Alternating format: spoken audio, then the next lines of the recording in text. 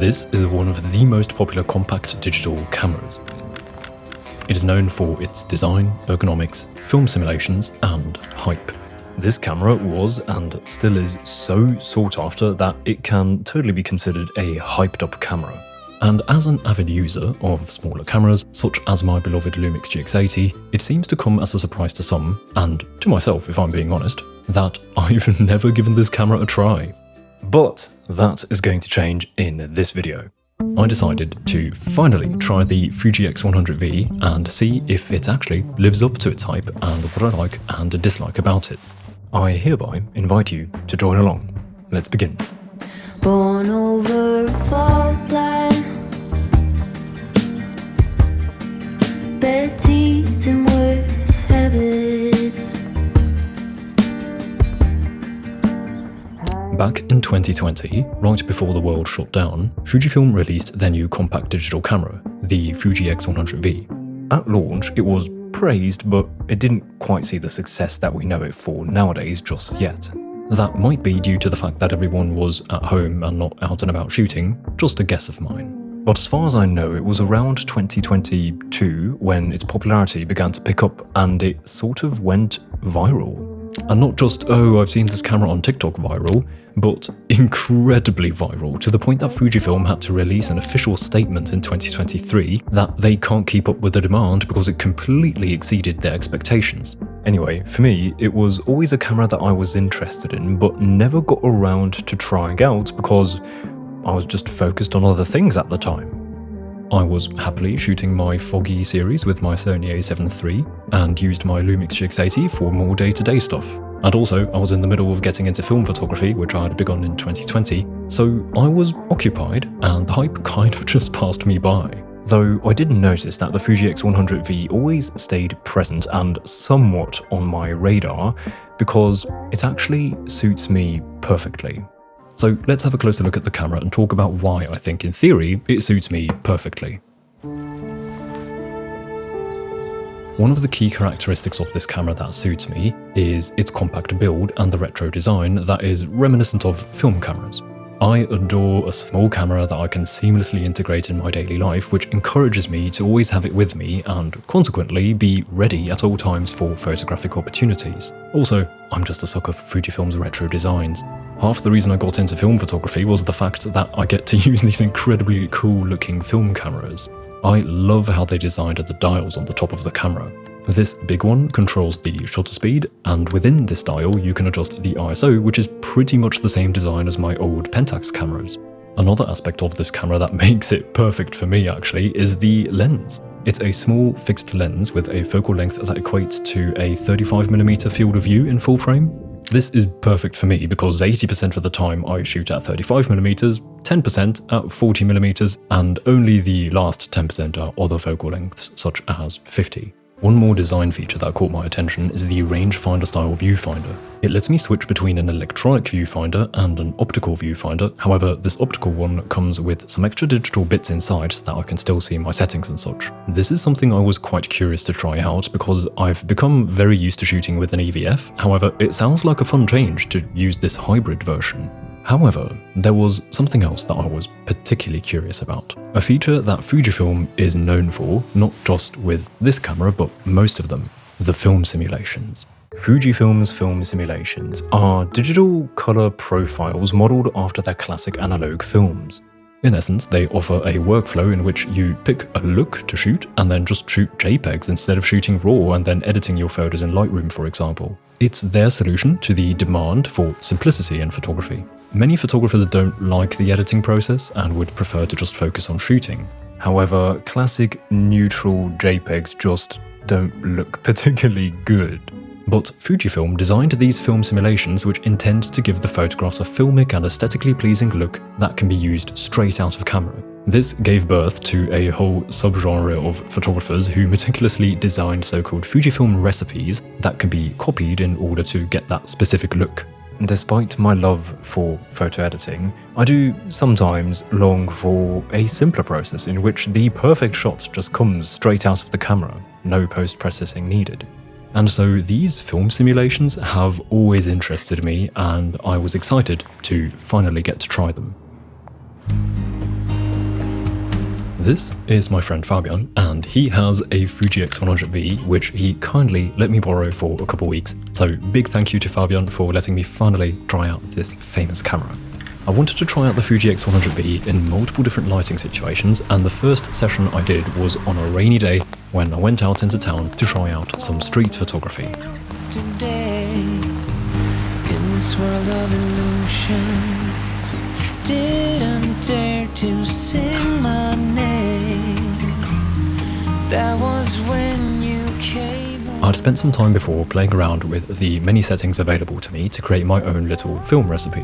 My intention was to shoot photos that would look good straight out of camera. However, I did shoot JPEG plus RAW so that in case I do end up wanting to edit the photograph, I still had the RAW file just in case, which I'll let you know already was certainly a good decision.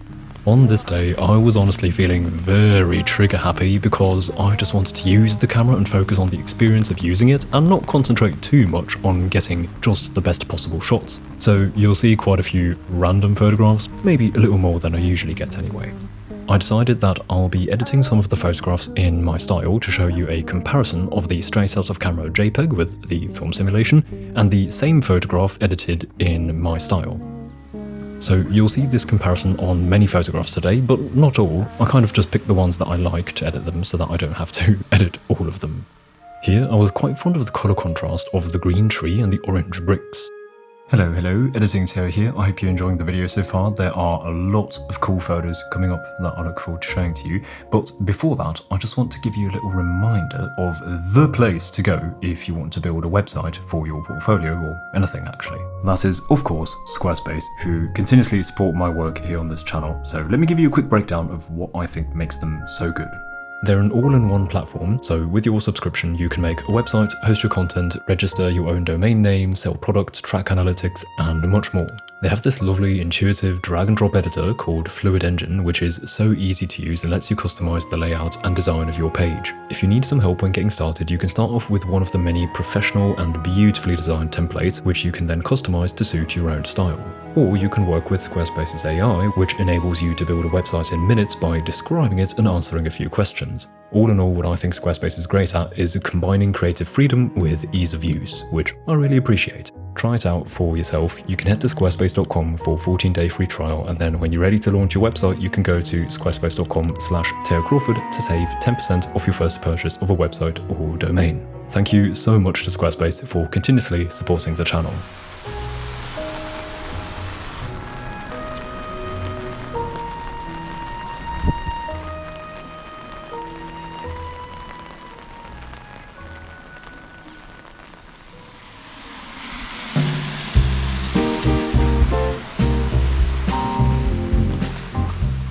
Here I tried to use the building as a frame, which I think worked out quite alright.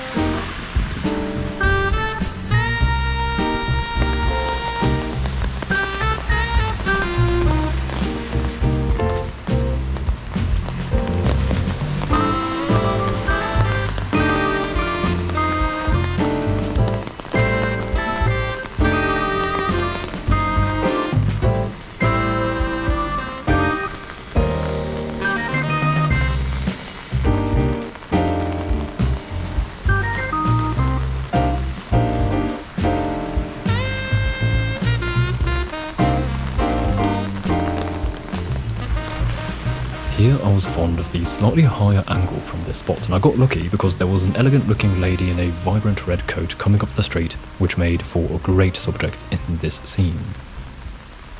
Here's the result from the Fuji, and here is my edit. Though actually I think I'd crop it a bit more like this. However, I wanted to show you the uncropped version for the sake of a clearer comparison. So I think this is one of the more clear examples in which the result I got out of the camera diverges quite a bit from the final edit I decided to go with, whereas the previous photographs were slightly less drastic in their difference. I think the main difference between the Fuji's recipe and my final edit is a stronger split toning effect and a darker look. I darkened the shot a good bit, which I could have done in camera. However, as far as I understand, there isn't any split toning options in the settings of the camera. In this case, I've added a blue hue to the midtones and the highlights, whereas the shadows are tinted red. I'll share more thoughts on the Fuji recipes later in the video, but for now, let's continue shooting.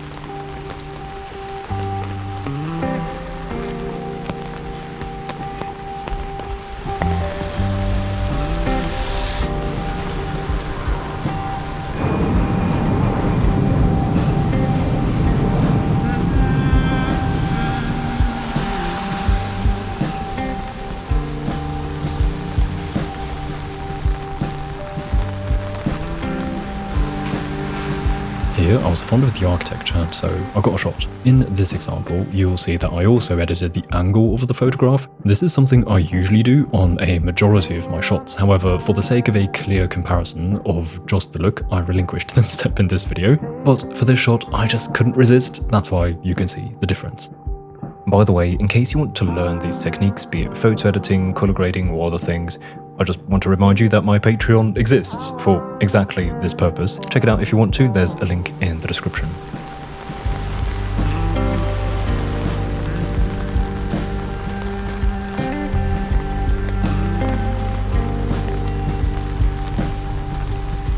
By the way, I was mainly shooting in automatic here. I'm very used to shooting in manual, however I wanted to try shooting automatic or semi-automatic with the Fuji X100V because that would suit my style of shooting I'd want to do with this camera. Fast-paced, quick shots that barely take any time. So when I had everything set to auto, I'd only control the exposure a bit with the exposure compensation dial. This worked about half the time, I'd say. Sometimes the exposure was really off because the scene was just very contrasty, so I'd fix that with the dial. However, if you look at my edits, you'll usually notice a slight shift in exposure and contrast to get things looking just the way I personally like it. I think this could be avoided by shooting with the EVF or the screen, however I was really enjoying the use of the optical viewfinder and I wanted to keep using it. So I suppose there's a bit of a trade-off here. Either I take control and try to optimize for the JPEG by getting the exposure just right, or I optimize for usability and speed by shooting with the optical viewfinder, but in turn accept that some photos will be mildly over or underexposed and thus require post-processing.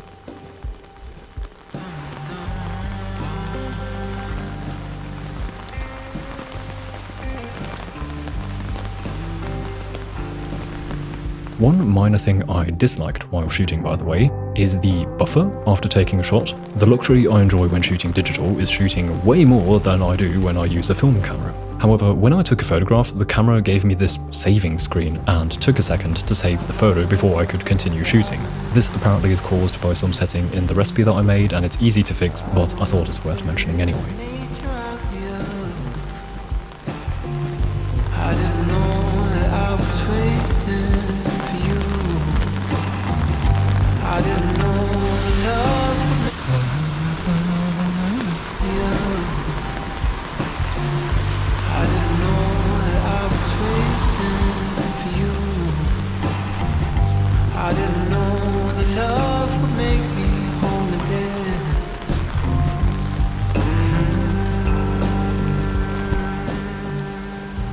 At this point, I was slowly coming to an end. However, before finishing this session, I wanted to play around with shutter priority for a bit to see how slow shutter speed photography in shutter priority with the Fuji recipe is like.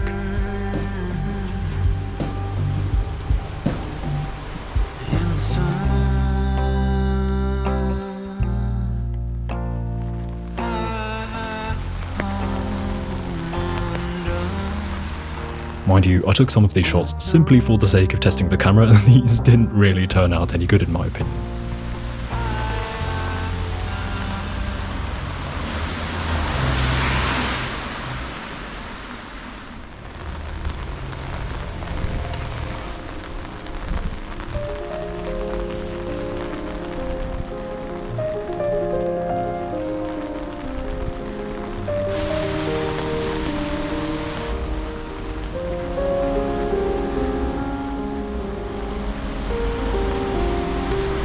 So that was the end of my first session with the Fuji X100V.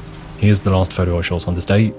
Shortly after the shoot, when the clouds decided to let the sun come through a bit, I went out one morning to try the camera in these brighter conditions.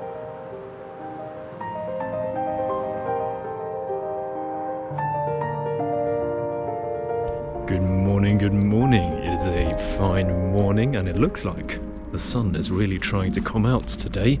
So maybe we are lucky and we can get some sunny photography. Would you look at that? There's a little bit of sun coming out. It's really quite cloudy still, but the sun is really trying.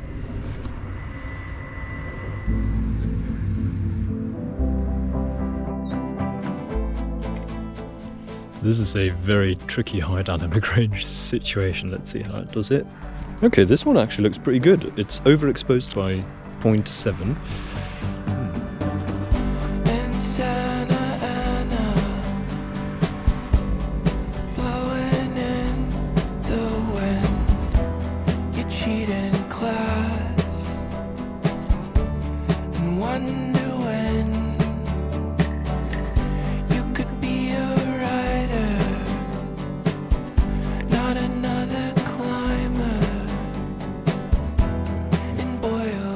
You know what?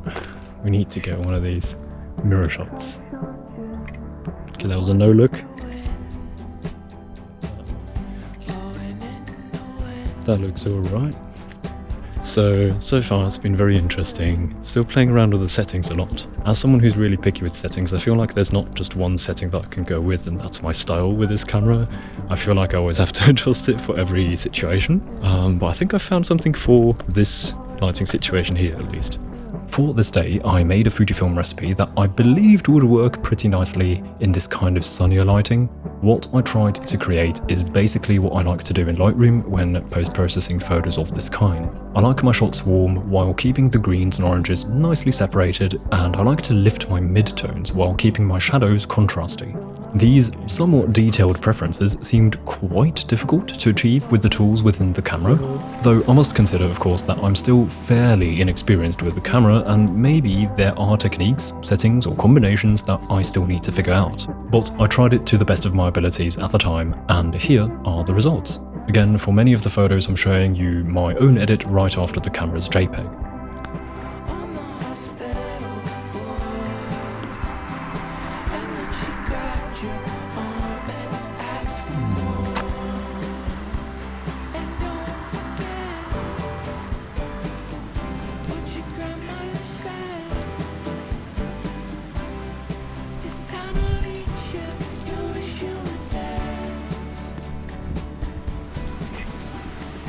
Okay, I think we need to go down that way. Oh, that's so cute.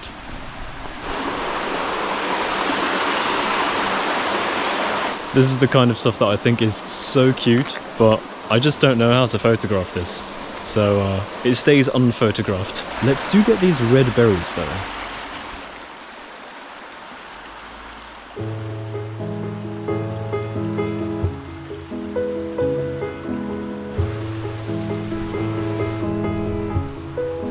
Let's try to get just a straight photo of this house.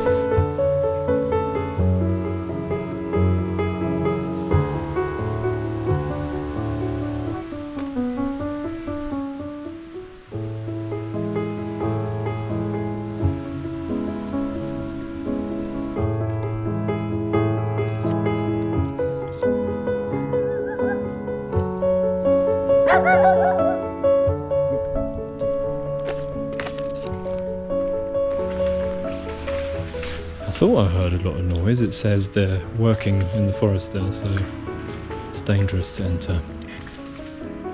Oh, let's get a photo at least.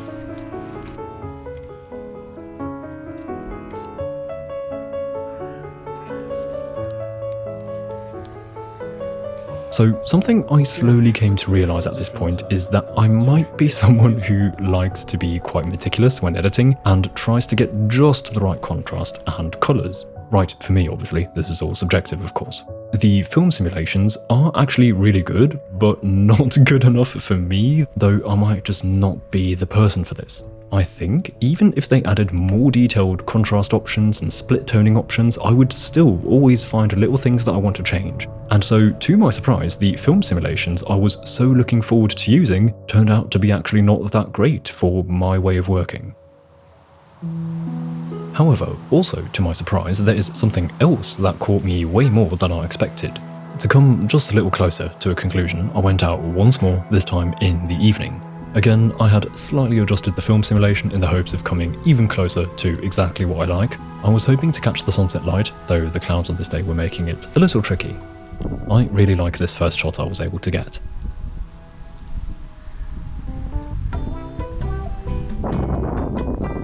By the way, here I was shooting with the screen just so that you can see the camera in action a little. I mostly enjoyed simply using the optical viewfinder, and this brings me to the observation I wanted to share. I had great fun trying out this camera, but unexpectedly the film simulations weren't really as useful to me personally as I wished. However, what struck me is just how much fun it was to shoot with this camera design, especially with the optical viewfinder. I was expecting to have fun with this camera, but my experience actually surpassed my expectations. I loved shooting with the Fuji X100V. The size, the dials, the viewfinder all flowed so nicely with the way I personally like to use the camera, which is pretty much the most important thing I look out for in a camera, because I believe that a feeling of joy when shooting will inevitably lead to better photographs. So this was a lovely surprise.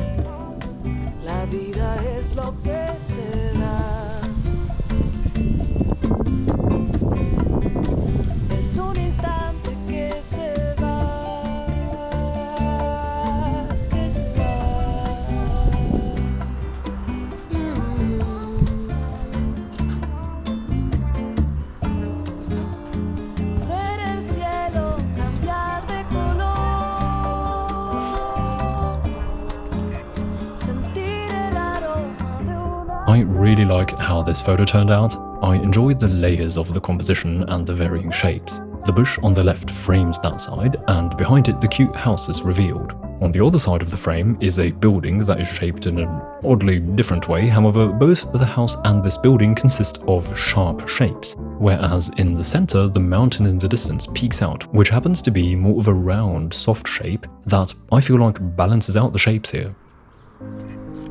Anyway, that pretty much concludes this last session. It was a short one. The sun sadly vanished behind some thick clouds, and with that, my time with the Fuji X100V came to an end.